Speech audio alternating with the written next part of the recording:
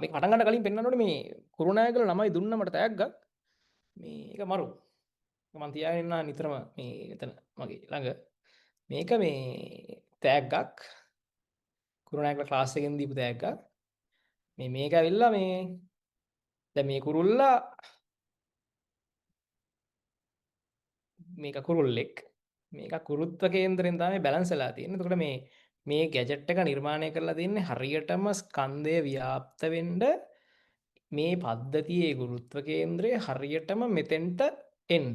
හරියටම මෙතෙන්ට එන්න මෙතන චුට්ටක් දශමයක් පල්ලෙහාට එන්න මේ හොට ළඟට එන්න තමයි මේක නිර්මාණය කරලා තියෙන්නේ. එතකොට මේක මොකේක තිබ්බත් මේ විදිහට බැලන්ස් වෙනවා. වැටෙන්නේ නැතුව මේ විදිහට බැලන්ස් වෙනවා. හරිද? විදිහට බැලන්ස් වෙනවා. එතකොට මේක මෙහෙම හැරෙව්වත් මොනවා කරත් ඊට පස්සේ මේක චුට්ටක් ස්ථායි සමතුලිතතාවයේ තියෙන. කියන්නේ ගුරුත්ව කේන්ද්‍රය මීට වඩා චුට්ටක් පල්ලෙහෙන් තමයි අත්‍තරම තියෙන්නේ. ඒ කියන්නේ මේ විදිහට පල්ලෙහාට කරලා තෑරියත් නැවතත් ආයි සාමාන්‍ය තත්ත්වයට එනවා. මේ විදිහට. මේක මරු ගැජට් එක හරිද? මේ විදිහට. හරි.